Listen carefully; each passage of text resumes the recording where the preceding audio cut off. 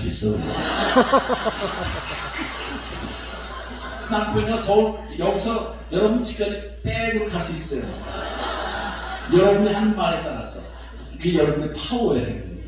우리 남편 좀 리스펙트 해주세요.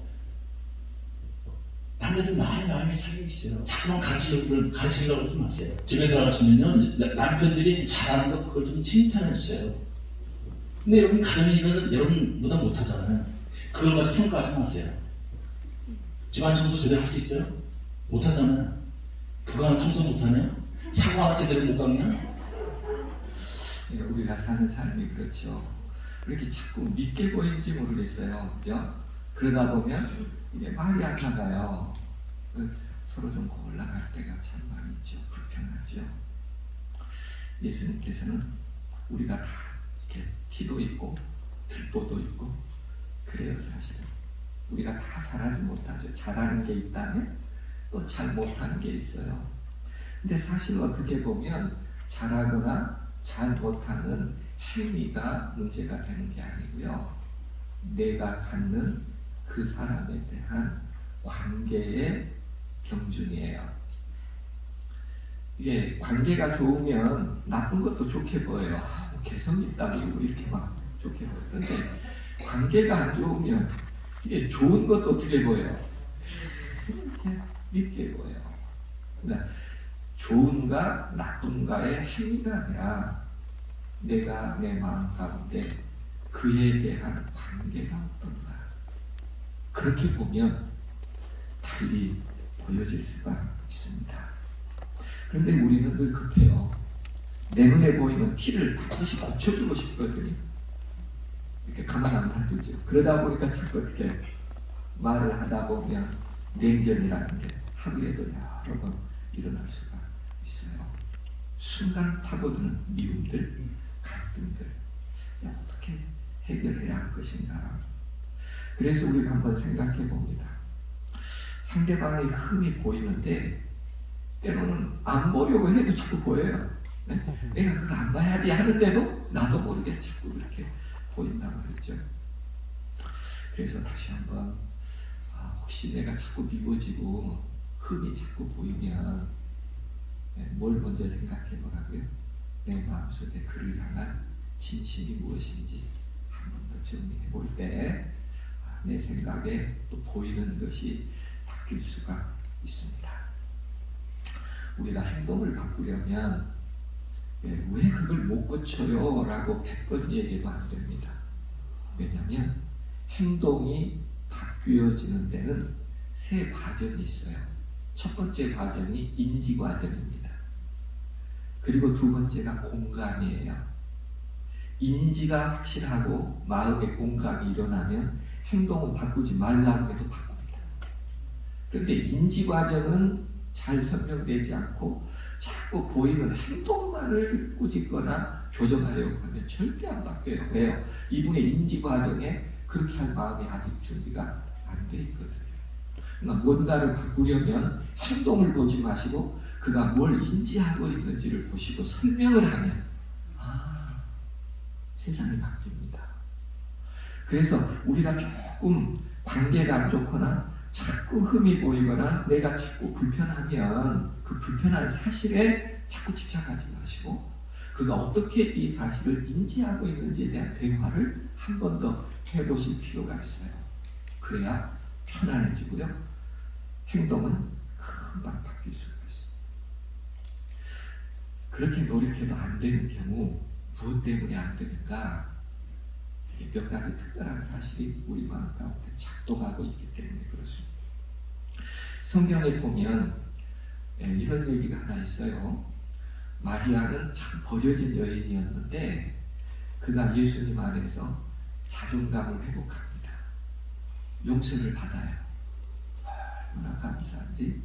그래서 그는 귀한 옥합을 준비해서 예수께서 십자가에 운명하시기 일주일 전에 그의 발에 향유를 붓는 일을 합니다. 너무 감사해서요.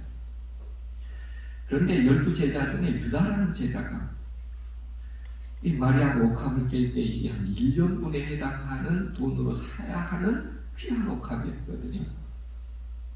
마음에 탐심이 발동을 했어요. 왜 저렇게 허비하지? 그래서 마음속에 비난을 합니다. 우리 선생님이 저 여자에 대하여 아직도 모르는 것 같아요. 저런 걸 받을 수가 있어. 막 이렇게 표현은 안 했어도 마음으로 비난의 이야기가 시작이 됐어요. 그때 예수님께서 유다의 마음을 하셨습니다. 그의 마음속에는 마리아를 위한 것도 아니고 가난한 자를 위한 것도 아니고 그리스도를 위한 것도 아니고 마음의 동기는 돈에 대한 생각이었어요. 참 나쁜 행동이죠. 욕심이 있으면 다른 사람에게 상처를 줍니다. 힘이 없어요. 그리고 그 한 개인의 유용성을 제한시킵니다. 불가능에 만들죠. 그게 뭐가요? 마음의 탐심이 작동하는 거예요. 그래서 이 탐심이라는 것 잘 정리해 봐야 합니다. 물론 우리가 건설적인 비평을 할 수 있습니다. 친구를 정말 도울 마음으로 친구의 허물과 흠을 지적해 줄 수도 있죠. 그러나 유다의 말은 분노에 차서 했어요. 뭐가 작동했다는 거예요? 마음의 탐심, 미움이 작동했다는 것이죠. 어쩌면 우리도 이런 부분에 쉽게 한 번 정도 제 자신을 정리해 볼 때 나도 뭔가 내 마음에 어떤 내 욕심이 자꾸 작동한 게 아닐까 한번 생각해 보는 일이 필요하죠. 두 번째는 질투입니다. 자꾸 다른 사람을 되게 잘못된 부분을 의지적으로 자꾸 이렇게 체크하고 또 그것을 우표 모으듯이 감정을 자꾸 모아요. 그럼 반드시 어떨 일이 됩니까? 폭발하게 됩니다. 다윗이 잘한 점이 자꾸 미워지는 거예요. 사울의 마음속에. 탕자의 형 말입니다. 나는 아버지에게 이렇게 해도 염소 새끼 한 마리 안 잡아줬는데 저런 놈이 왔는데 송아지를 잡아서 잔치를 해. 막 다 미운 거예요. 다 미워요. 그런가 하면 바리새인들은 예수님의 가르침이 아름다워도 늘 흠을 잡았습니다. 뭐 때문에 그래요? 질투심이라는 게. 비교해서 나보다 더 나으면 자꾸 그 사람의 안 좋은 점을 찾아요. 마음으로 나보다 더 못한 점이 있다는 거예요. 그게 우리의 관계를 자꾸 깨고 아프게 하는 것들입니다. 그리고 현실 속에서 우리에게 상처를 주는 것이죠. 그런가 하면 뭐가 작동하느냐면 비난 그 자체가요. 하나님께서 욥에 대하여 사단에게 내가 우스 땅에 있는 욥을 봤냐? 그는 참 순진하고 정직하고 하나님을 경외하고 참 좋은 사람. 그 사람한테 가서 물어봐. 이 땅의 소유주가 누구인지. 그랬더니 사단이 어떤 대답을 해요? 그게 그냥 한 겁니까? 당신이 막 복주고 뭐 이렇게 건강주고 막 이렇게 하니까 하지 그거 조금만 가져가 보세요. 금방 비난합니다. 하나님. 예수님께서 네 알아서 하라 그러죠. 몸에만 손대지 말고 흠을 찾아내려고 해요.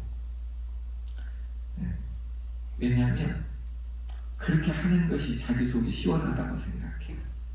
이 정신은 아주 영혼을 그리고 상대에게 상처를 주는 그런 마음입니다. 이 비슷한 메커니즘인데요. 거짓미선이에요. 다른 사람이 자꾸 잘 못돼야 내가 자꾸 더 돋보인다고 생각하는 그런 마음에서 나옵니다. 그러다 보니까 자꾸 좋은 점이 보이는 것이 아니라 뭐만 보여요? 시선적. 이게 나쁘게 해석되는 것들을. 때로 그렇게 함으로 나만 똑똑하다고 생각해. 저 사람은 어리석고 난 똑똑하다. 그게요 우리 모두를 망치거나 아픔을 주는 일입니다. 생각해 볼 일은 많은 사람들이 이런 치명적인 병에 걸려 있다는 것입니다. 오늘 우리가 살아가는. 그래서 나도 행복하지 않고 함께 살아가는 사람들도 행복하지 못해요. 이런 마음이 늘 있으면 부정적인 사람이 되죠. 예배 시간에도요, 말씀이 들리는 것이 아니라 설교자의 말투, 그리고 화면에 있는 거 틀린 것만 찾는 사람이 있어요. 오늘 몇 개 찾았다. 아무리 좋은 얘기가 들려도 자꾸 나쁜 것만 보여요. 여러분 안 그러시죠? 어떻든요, 아름다운 찬양이 있어도 영감적인 기쁨이 없어요. 보석 같은 말씀을 읽어도 거기서도 반대적 생각만 자꾸 일어나는 거예요.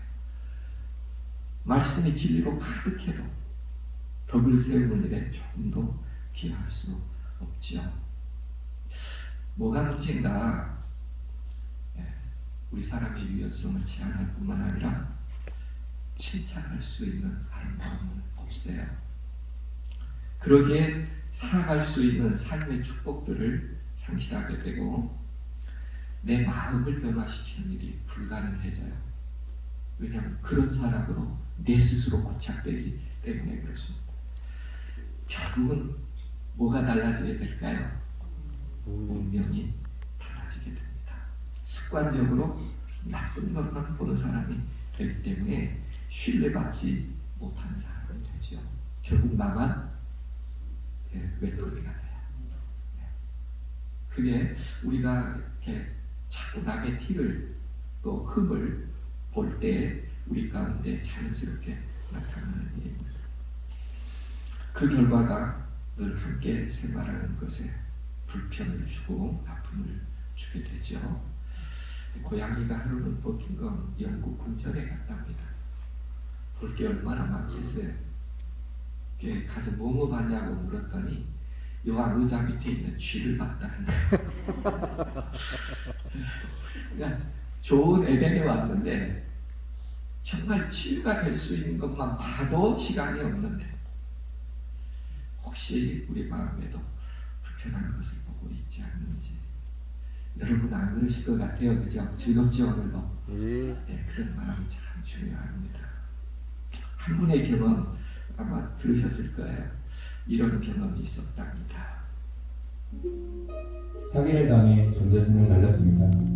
믿었던 아내마저도 제 곁을 떠나버리고 전 사람들이 말하는 노숙자 신세가 되었습니다. 그렇게 며칠을 굶었을까요?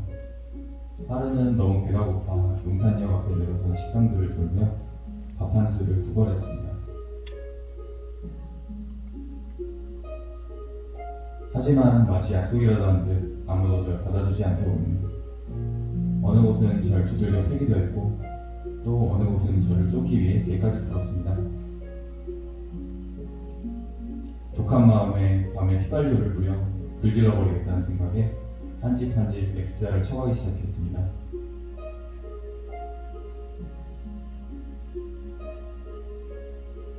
그렇게 골목 끝자락에 다다랐을 때 한 국수집이 보였습니다. 그런데 그 집은 다른 가게들과 달랐습니다. 저의 난무한 몰골을 보고도 환하게 웃으며 국수를 내주셨습니다. 얼마 만에 제대로 된 음식인지 정말 허겁지겁 국수를 속으로 밀어 넣었습니다.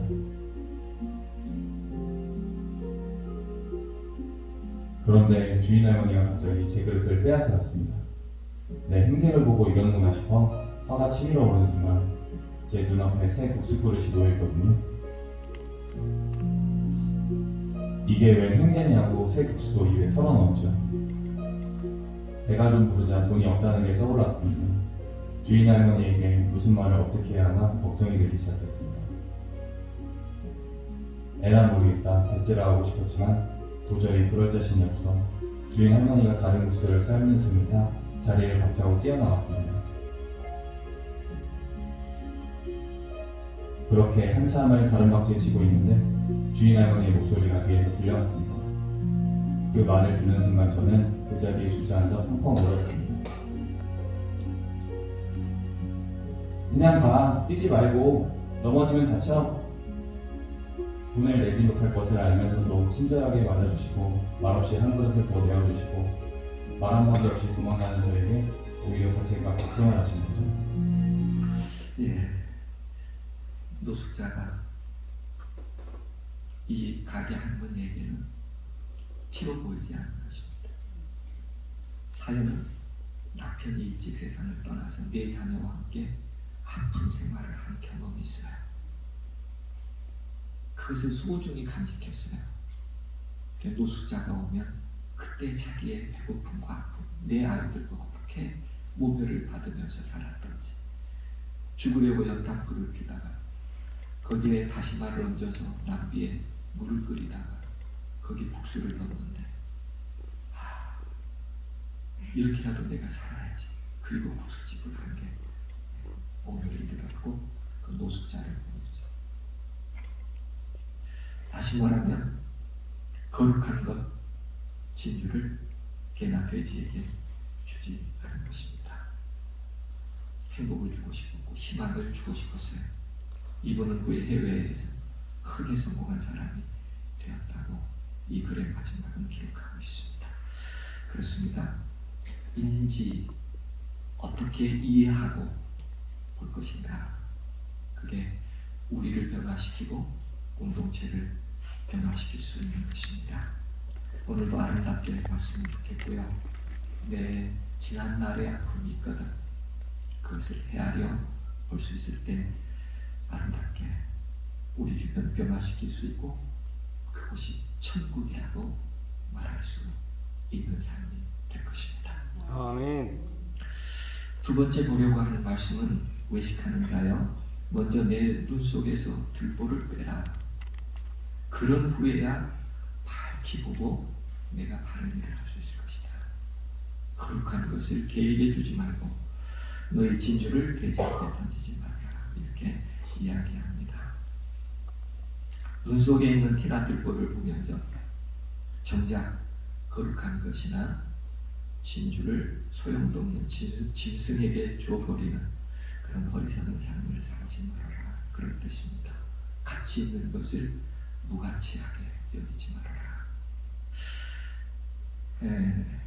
우리가 생활할 때 보면 어떤 문제가 있느냐면 보는 순서나 우리 마음에 성급함이 좀 있어서 때로는 내가 생각한 것보다 다른 사람에게 더 힘든 시간이 되게 하는 경우들이 있어요.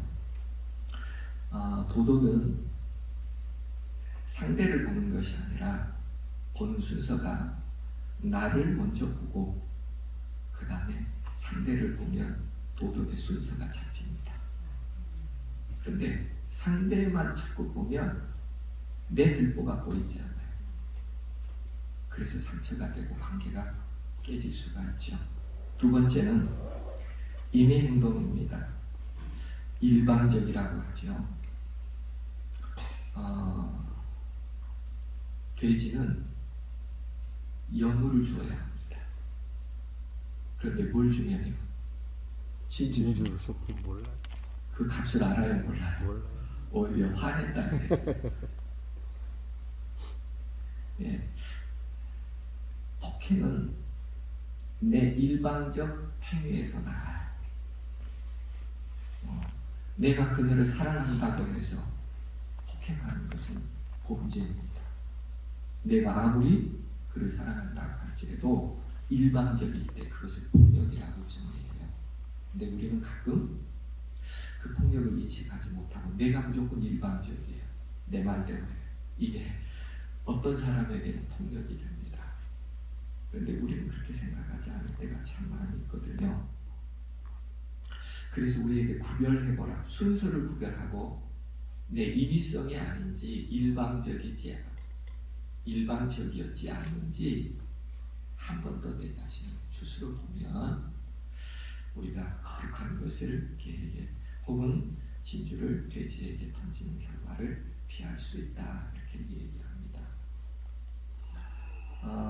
성경에 개와 돼지를 이렇게 비유적인 표현을 했는데요. 개는 토한 것을 도로 먹는 것 같이 밀어납니다. 탐욕이라고 하는 것이 그렇습니다. 자꾸 먹죠. 그게 더러운 줄 알면서도 먹게 하죠. 족한 줄 모르죠. 절제되지 않는 삶이 이렇게 나타날 수 있고요. 성경에 보면 돼지는 부정한 것이다. 그러니까 먹지 말라 그랬어요. 씻었다가도 다시 어디로 들어가요? 더러운 우리로 또 다시 들어가요. 그 어리석음입니다. 부정한 줄 알면서도 자꾸 그 부정함 속에 들어가 버리는 그런 일을 반복하지 말라 그런 뜻입니다. 순서를 정하고 내 생각에 일방적이지 않는 그런 삶을 추구해 가라. 오늘 우리 사회의 가장 큰 문제는 윤리와 공정성의 문제죠. 그래서 무슨 찬스 이게 다 공정하지 못했고 오늘 우리 사회에 아픔을 줬다.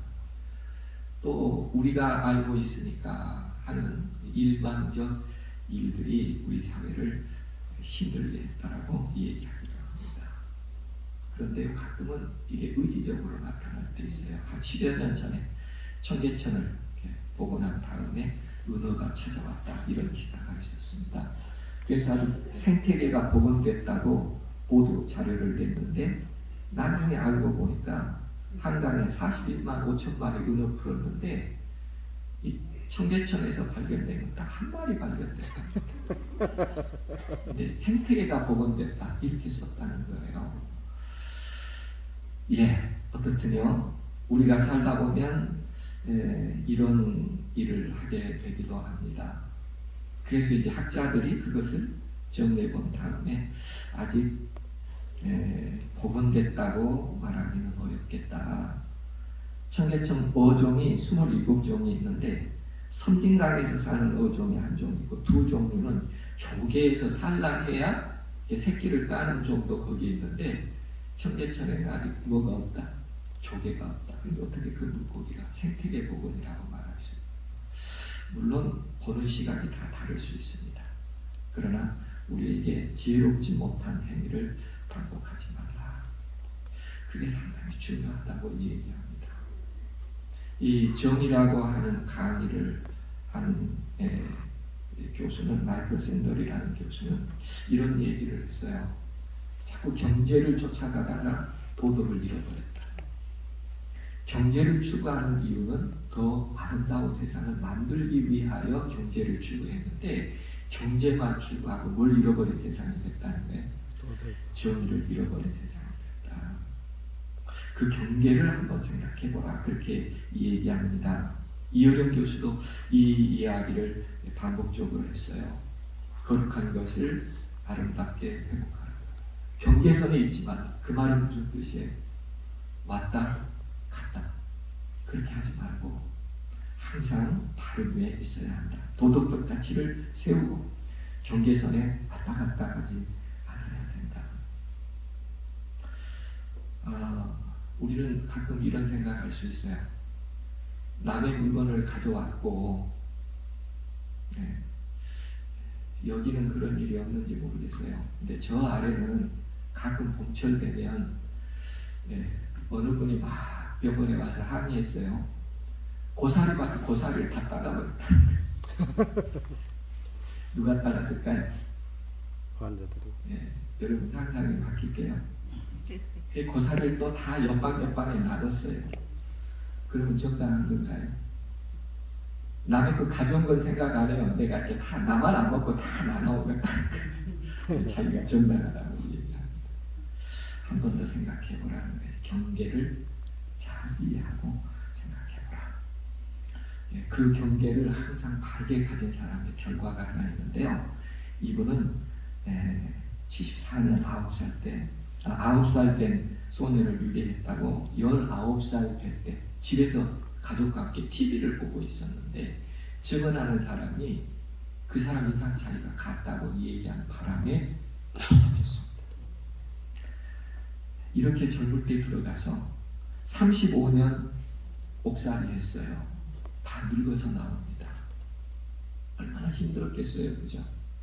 아니 TV 보고 있는데 갑자기 경찰이 오더니 붙잡아 가더니 성폭행했다. DNA 검사를 해달라고 해도 흑인은 원래 거짓말한다. 절대 받아들여지지 않아서 35년을 억울한 옥살이를 했습니다. 한 민간 단체 노력으로 DNA 검사를 통해서 DNA가 범인 것하고 다르다는 걸 증명해서 무죄 판결을 받고 풀려나는데 그 풀려나는 날 교도소 앞에서 이런 인터뷰를 합니다. 한번 들어보시죠. Yes. Appreciate that, man. Thank you. No, I'm not angry, sir. Amen. I'm not. Because I got God in my hands. Amen. That's why I'm not angry. Hallelujah. I know one day you will reveal me. Amen. Jamie, do you feel that the state of Florida owes you anything else? No, sir. No, sir.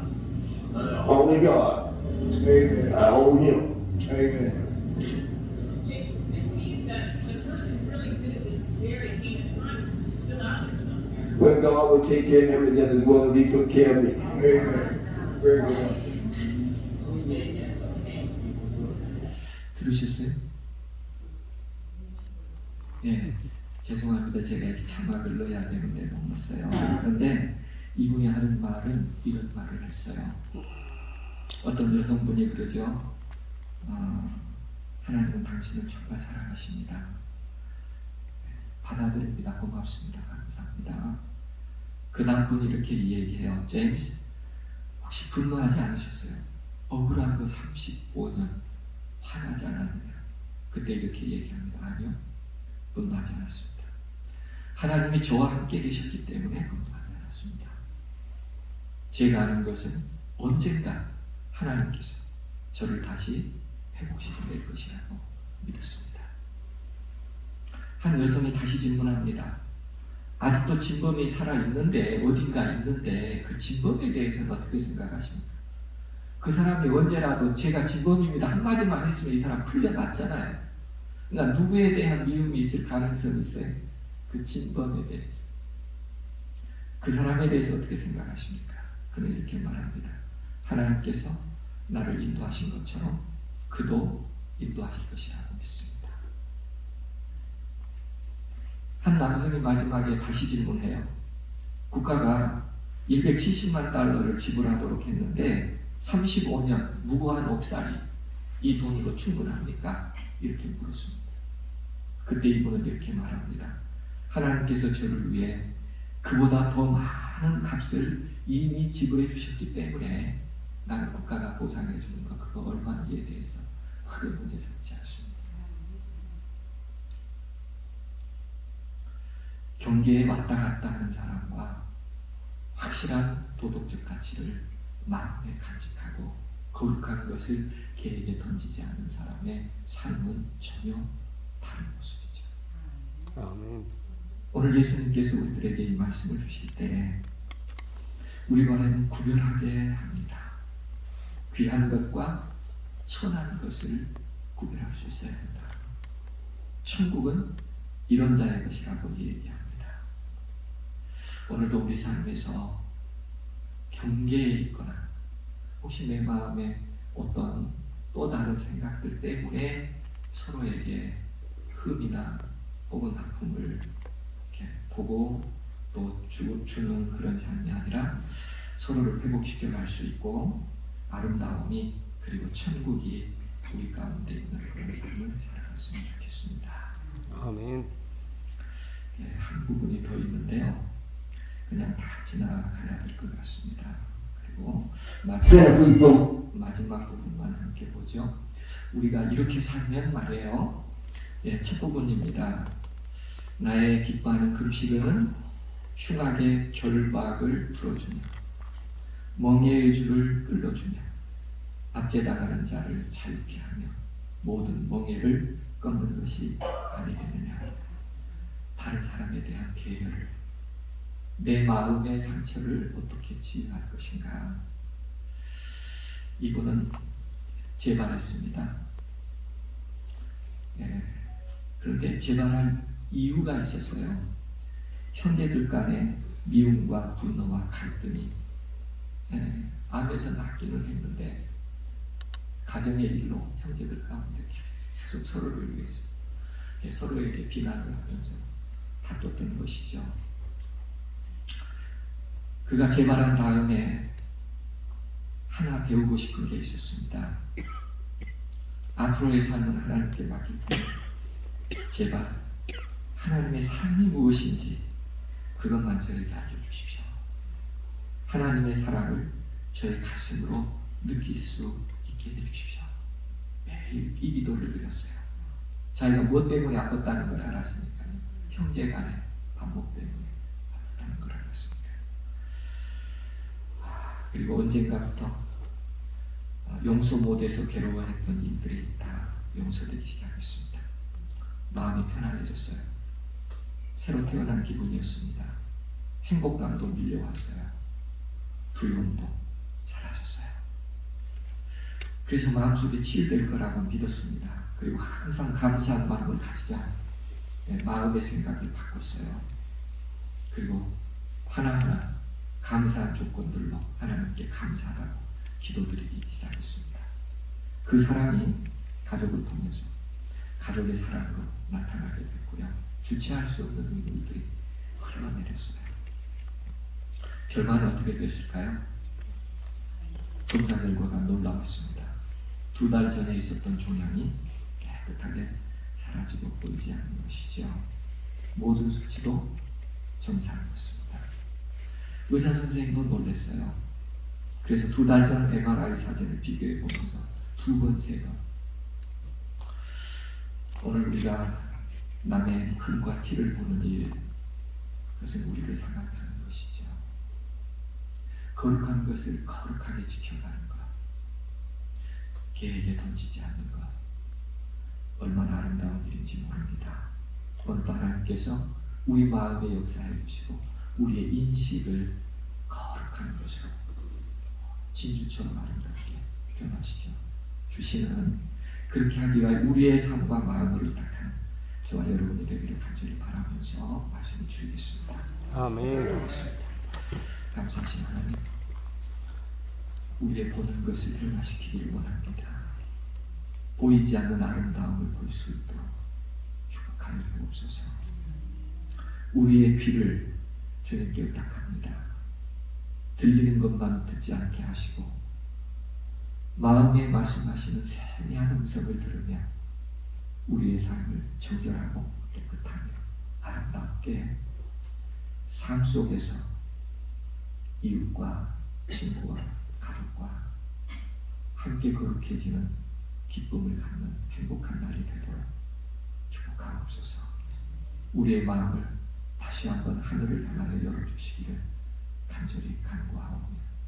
오늘도 우리 모든 환우들의 아픔을 싸매시고 회복의 하루가 되도록 우리 내면에 역사해 주시기를 예수님의 이름으로 간절히 기도합니다. 아멘.